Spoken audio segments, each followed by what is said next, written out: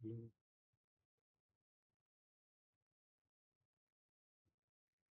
Guys, आज investment series में हम एक टॉपिक स्टार्ट करने वाले हैं जिस टॉपिक का नाम है ROE versus RO CE.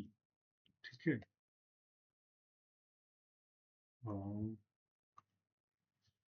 ROE का मतलब क्या है? फुल फॉर्म पहले समझते हैं। ठीक है। Return on equity. ठीक है। दूसरा जो टर्म है जिसको हम लोग कंपेयर करने वाले हैं, ठीक है, वो है आर ओ सीई। इसका मतलब है रिटर्न ऑन कैपिटल एम्प्लॉयड। ठीक है। तो सारा खेला इसका है, return on equity and return on capital employed. ठीक है। तो नेक्स्ट टर्म जो हम समझने वाले हैं वो समझने वाले हैं सबसे पहले इक्विटी। ठीक है। क्या है ये इक्विटी? सबसे पहले इसको समझना बहुत जरूरी है। तो इक्विटी हम ऐसे समझेंगे, ठीक है, ऐसे है। एक बंदा है, इस बंदे का नाम है ए। ठीक है। ये इसका पढ़ाई में मन नहीं लग रहा है, ये करना चाह रहा है कुछ बिजनेस। ठीक है। ये करना चाह रहा है कुछ बिजनेस। तो इसने 1,000 रुपए अपने सेविंग के लगाए और बिजनेस स्टार्ट कर दिया। ठीक है।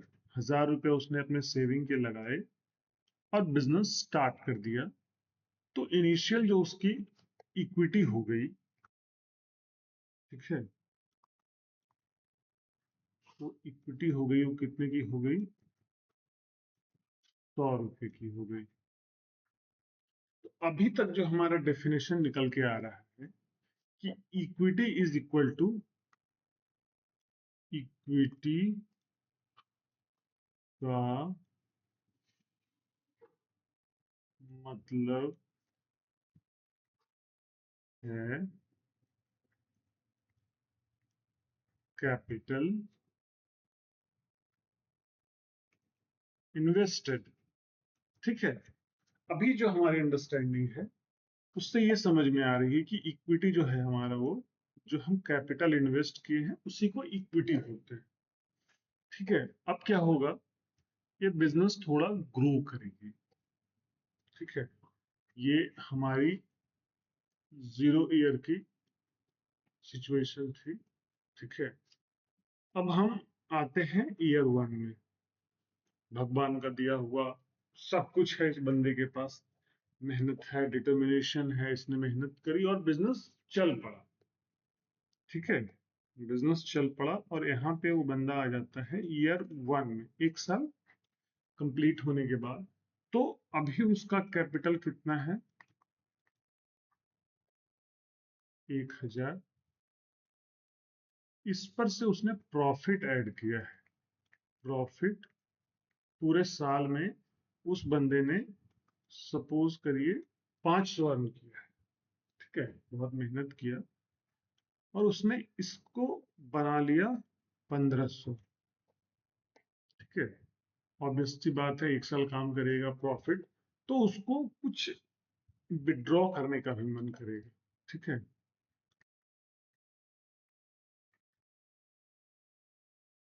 तो इसमें से उसने, भाई साहब, सपोज करिए 400 रुपये विड्रॉ कर लिए। अब जो है यहाँ पे उसका जो बचेगा वो 1,100 रुपये बचेंगे। ठीक है। तो ये जो हो गए अब उसकी इक्विटी हो गई। ठीक है, आज के डेट में 1 साल के बाद उसकी जो इक्विटी है वो 1100 रुपये है। तो यहां पे इक्विटी का मतलब क्या हो गया था? Capital invested. और यहां पे इक्विटी का मतलब हो गया equity is equal to capital plus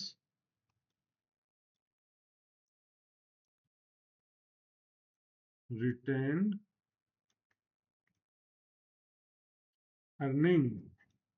ठीक है, रिटेन अर्निंग क्या होता है कि जो अर्निंग आपने करी during a certain period of time, जो भी आपने कमाया वो माइनस उस कमाई से जो आपने निकाल लिया। तो ये वाला केस अगर आप एनालिसिस करेंगे तो भाई साहब ने 500 कमाए और 400 निकाल लिए, तो 100 रुपया उन्होंने इसमें ऐड ऑन करा। ठीक है, तो उस 100 रुपया को बोलते हैं रिटेन अर्निंग। तो यहां देखेंगे तो 1000 प्लस 500 कमाया माइनस 400, निकाल लिया, इसलिए ये आ गई हमारी रिटेन अर्निंग 1100। ये हम जनरल टर्म में समझते हैं। ठीक है, ये एक जनरल अंडरस्टैंडिंग हुई। ऐसा कहीं ऐसा नहीं कि फॉर्मूला ये है या आपको एग्जाम में इसको अप्लाई करूं, नहीं, ये जनरल टर्म्स में है। ठीक है, इसके और भी तरीके हो सकते हैं निकालने के। इक्विटी का अगर जनरल पर्सपेक्टिव में आप मतलब समझना चाहते हैं तो वो ये है कि वो फंड्स, वो पैसे, वो कैपिटल या वो चीजें जो भाई साहब बिलोंग करता है ऑनर को। ठीक है, इक्विटी किसको बिलोंग करती है? Equity belongs to the owner of the business.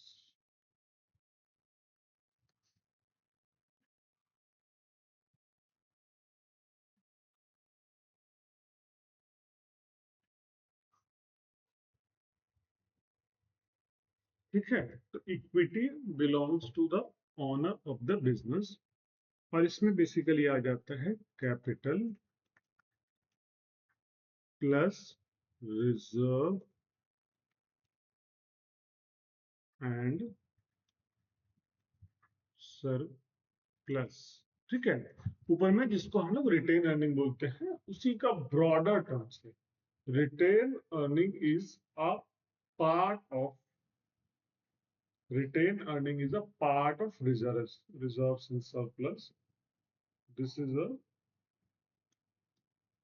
broader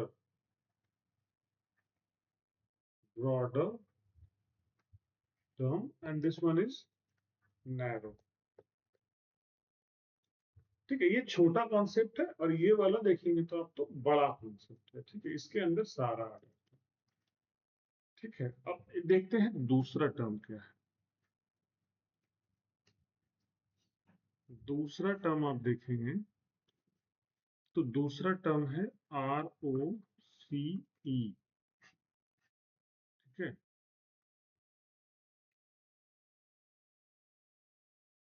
return on capital employed. अब वो बंदा क्या है, बिजनेस कर रहा है, ईयर 0 में शुरू किया। ठीक है, 1000 से बिजनेस किया। पहले साल के लिए उसने 500 रुपया प्रॉफिट एंड लॉस में कमाया और 400 रुपया विड्रॉ कर लिया। यहाँ पे ईयर 1 लगा देते हैं। ठीक है, तो ईयर 2 में जब आप आएंगे तो इस बंदे के पास 1100 ही बचेगा। 500 कमाया, 400 निकाल लिया, 1100 बचे। यहां से बिजनेस स्टार्ट किया। अब सपोज करिए 550 उसने अर्न करा, प्रोपोर्शनेटली हम एग्जांपल लेते हैं, ठीक है।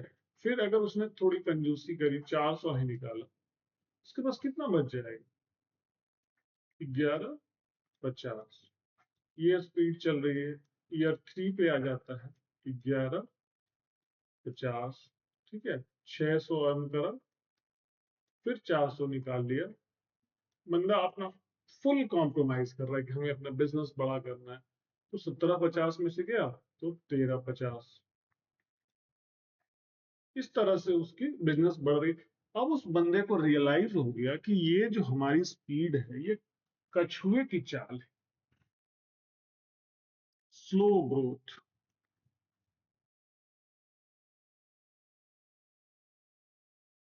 Slow growth. अब हमें क्या करना है? हमें बनना है बड़ा बिजनेसमैन, हमें बनना है बड़ा बिजनेस। अंबानी अडानी जैसे उसके सपने हैं, वैसे पंख ऐसा कि वो रोक ही नहीं पा रहा अपने आप को उड़ने से। फिर वो क्या करेगा?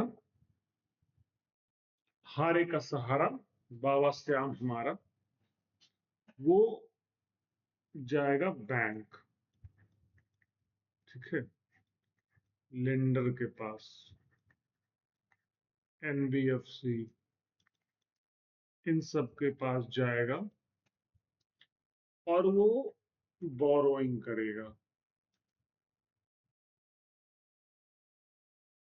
ठीक है। तो कैपिटल जो उसका था, plus reserve and surplus, plus borrowing, ये तीनों जब ऐड होते हैं, ठीक है, ये तीनों जब ऐड होते हैं, वो जो निकल के आता है, इसको बोलते हैं ROCE, return on capital employed, ठीक है। इसको बोलते हैं रिटर्न ऑन कैपिटल एम्प्लॉयड। तो ये मेजर डिफरेंसेस होता है, ठीक है। ये होता है major differences.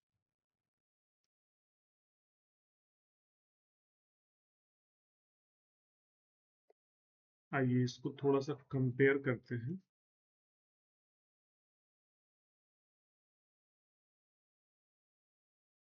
ROE, ROCE,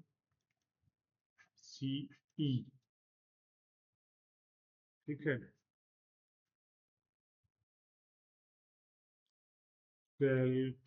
calculated on equity only,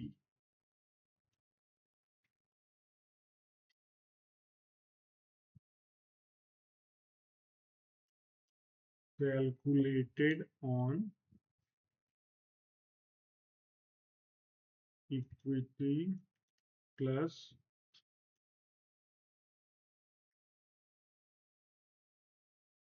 borrowing, ठीक है।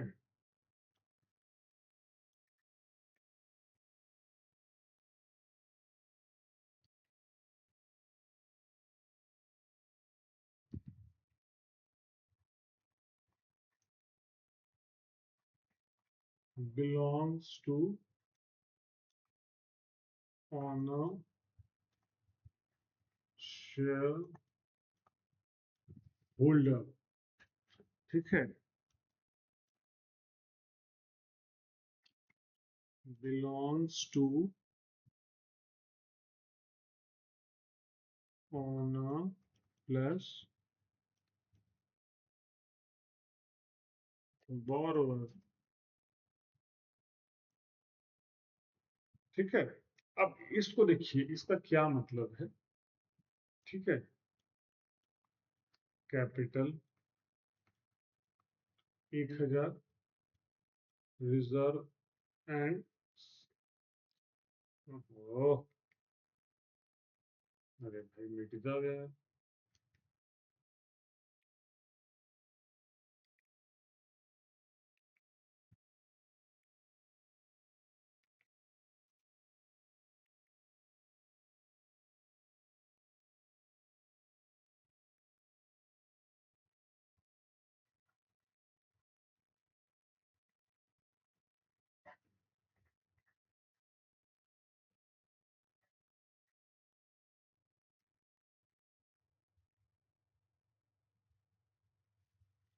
ये हो गया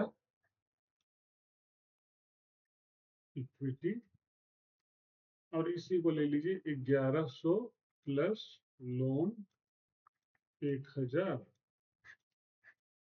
2100 हो गया कैपिटल एम्प्लॉय। ठीक है, सबसे क्रूशियल पार्ट जो इन्वेस्टर को समझना चाहिए। ठीक है, एग्जाम्पल 1,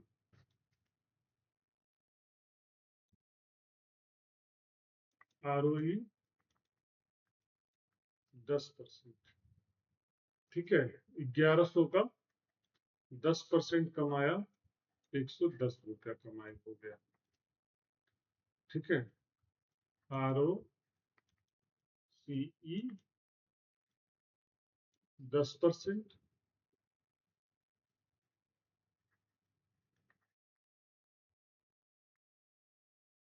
लोन रेट 8% एज्यूम करके चल रहा है। ठीक है, सेम सर्कमस्टांसेस। देखते हैं इसका जो मेन जो अंडरस्टैंडिंग का फंडा है वो यहीं पे आके रुकता है। तो 2100 रुपया कैपिटल इन्वेस्टेड था, इनटू इसको करेंगे 10%, कितना कमाई हो जाएगा, 210 रुपया कमाई हो गया। लोन का इंटरेस्ट कितना हो गया, 1000 था, इंटू 8%, कितना हो गया, देखा जाए तो 80। 210 कमाई हुआ, इसमें से 80 दे दो, कितना बच गया, 130। ठीक है, 130 बच गया। अब देखिए, इस बंदे के पास इक्विटी यहां भी इतना ही था, यहां भी इतना ही था। अपना पैसा 1100 रुपया ही इस बंदे ने लगाया, लेकिन वो लोन लेकर के काम किया, तो उससे जो नेट प्रॉफिट है, ठीक है, जो नेट कमाई है, उसमें 20 रुपया एक्स्ट्रा आ गया। जानते हैं वो 20 रुपया कैसे एक्स्ट्रा आया? देखिए, समझिए इस चीज को कि लोन बिजनेस में कब लेना चाहिए और कब नहीं लेना चाहिए, इस वर्किंग के हिसाब से समझिए। उस बंदे ने मार्केट से पैसा उठाया 10% पे, और जिस बिजनेस में उसने डाला वो बिजनेस उसको कमा करके दे रहा है 10%। तो बैठे बैठे 2% तो मार रहा है ना, बैठे बैठे 2% का मार रहा है। और उसने कितना लिया, उसने लिया भाई साहब 1000। तो 1000 का अगर आप 2% निकालेंगे तो ये आता है 20 रुपया। तो उसने अपने कैपिटल 1100 पे 10% कमाया, 110 रुपया। और जो उस बंदे ने लोन लेकर के इन्वेस्ट किया था उस पे कमाया वो 2%, मतलब 20 रुपया। उसका टोटल कमाई 110 प्लस 20, 130। तो इससे एक चीज समझ में आ गया, लोन हमें तभी लेना चाहिए जब आपका return on capital employed is higher than interest rate. Loan कब लेना चाहिए, favourable condition to take loan is ROCE C is greater than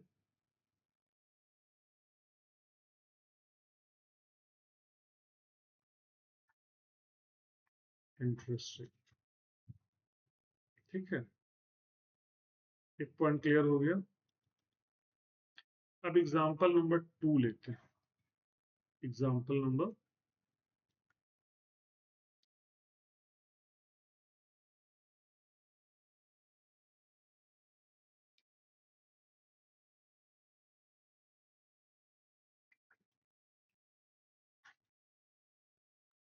example 2, 1100 रुपया इक्विटी है, ऊपर वाला ले लिए। ठीक है, 10% ROE is equal to ROCE is equal to 10%। तो 10% कमाई हुआ तो 110। इधर आकर के equity 1100, loan 1000 at the rate 12% ले लिए। ठीक है, तो टोटल फंड हो गया हमारा 2100। इस पे कमाया हमने कितना, 10%। कितना आ गया, 210 माइनस इंटरेस्ट पेड। कितना देना पड़ेगा इंटरेस्ट, 12 के 120 रुपया देना पड़ेगा। ठीक है, तो 120 जब दिए तो हमारा नेट इनकम कितना हो गया, 90। अब देखिए यहां से लॉस। ये लॉस क्या है, बेसिकली आप कमा रहे हो 10, पे कर रहे हो 12, तो 1000 रुपया पे 2% जो आपने एक्स्ट्रा दिया, 20 रुपया, वही आपका लॉस में कन्वर्ट हो गया। ठीक है, आपकी जो बिजनेस है वो अर्न कर रही है 10% के रेट से, और आप जो ब्याज दे रहे हैं, उस जो पैसे को आपने बिजनेस में इन्वेस्ट किया है, वो पैसा तो आपका है नहीं। ठीक है, वो पैसे आपने 10% लोन लेकर के लगाया है। 10,000 आपने लोन लेकर के लगाया है, तो उसकी कॉस्ट होगी। इस चीज को फाइनेंस के लैंग्वेज में कॉस्ट ऑफ कैपिटल कहा जाता है। आप बिजनेस में जो कैपिटल लगाते हो उसको कॉस्ट ऑफ कैपिटल बोला जाता है। इक्विटी के लिए अलग होता है, लोन के लिए अलग होता है। ठीक है, तो यहाँ पे हमने देखा कि जितनी हमारी बिजनेस की आरओसी थी, रिटर्न ऑन कैपिटल एम्प्लॉयड, उससे महंगा मेरा लोन था। तो लोन लेकर के बिजनेस करना यहाँ पे घाटे का सौदा साबित हुआ। और हमारी जो प्रॉफिट थी विदाउट बिजनेस किए हुए, ऑल्दो ये दिखने में बड़ा लग रहा है भाई 210 रुपया का प्रॉफिट, लेकिन the very next moment you have to pay interest.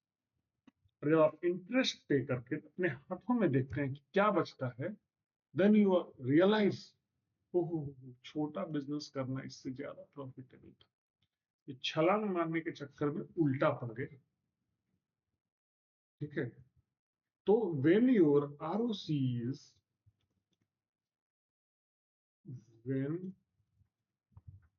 ROCE is less than interest rate, don't take loan for business। ठीक है, don't take loan for business, go with equity।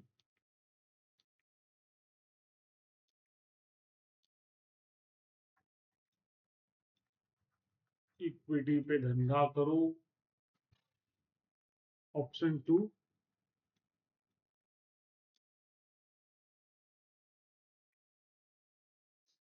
सस्ता लोन खोजो। ठीक है, आप समझिए ना, सस्ता लोन खोजने हम क्यों बोल रहे हैं, आप समझिए। आप इतना माथा पच्ची करके बिजनेस कर रहे हो, इतना रिस्क ले रहे हो, ठीक है, तब आप कमा रहे हो 10 रुपए, किसी बंदे ने सिंपल आपको पैसे दे दिए, कोई रिस्क नहीं दिया, आपको पैसे वापस करने, ठीक है, हम जो जितना भी एग्जाम्पल समझ रहे हैं वो इस सरकमस्टांसेस पे समझ रहे हैं कि दोनों पार्टी ईमानदार है भाई, पैसे वापस करने हैं, ऐसा नहीं कि पैसे ले लिए वापस क्या करना है, 10 क्या 2 भी कमा के दे रहा है बहुत नहीं, हमारा एजम्पशन ये है कि पैसे हमें वापस करने हैं। ठीक है, तो उस केस में आप समझिए कि आप एक बिजनेसमैन है, इतना आप कुछ कर रहे हैं, इतना सेटअप कर रहे हैं, कस्टमर ढूंढ रहे हैं, ये कर रहे हैं, वो कर रहे हैं, और आप 10% कमा रहे हैं, और वो बंदा सिर्फ आपको ढूंढा, पैसे दिए, बोल रहा है मेरे को 12 टके चाहिए, ये इकोनॉमी में कभी सस्टेन नहीं कर सकती है, ये इकोनॉमी कभी सस्टेन ही नहीं कर सकती है, फिर तो सब कोई बिजनेस बंद कर देगा, ब्याज पे पैसे जमाने शुरू कर देगा, फिर क्या होगा, मार्केट में मनी की सप्लाई बढ़ जाएगी, इंटरेस्ट रेट अपने आप कम हो जाएगा। ठीक है, तो ये सिचुएशन ज्यादा दिन तक सरवाइव नहीं कर पाएगी। हाँ, आपका बिजनेस प्रॉपर घाटा का है, कर सकती है, but as a economy as a whole, ठीक है, economy as a whole, ROE, ROCE is greater than interest rate, ये चलेगा, ये नहीं चलेगा, ये नहीं चल सकता है, ये चल ही नहीं सकता है, ठीक है, ये नहीं चल सकता है। तो आज हमने डिस्कस किया, ठीक है, तो आप जब भी कोई शेयर खरीदें, कोई बेचे, आप इस चीज को जरूर से जरूर स्टडी करें, ROC क्या है, ROC क्या है उस बिजनेस का, ठीक है, चीजों को समझिए कि जो कंपनी जिसके आप मालिकाना हक खरीदने जा रहे हैं, क्या वो कंपनी आपके लिए कमा रही है, या अपने लेंडर के लिए कमा रही है, अपने बैंकों के लिए कमा रही है जिसने उसको पैसे दे के रखे, आप समझिए, इस चीजों को समझिए, सोचिए, समझिए, जागरूक इन्वेस्टर बनिए, तभी पैसा लगाइए। मिलते हैं कुछ अच्छी इंफॉर्मेशन के साथ नेक्स्ट वीडियो में, तब तक के लिए गुड बाय। हेलो।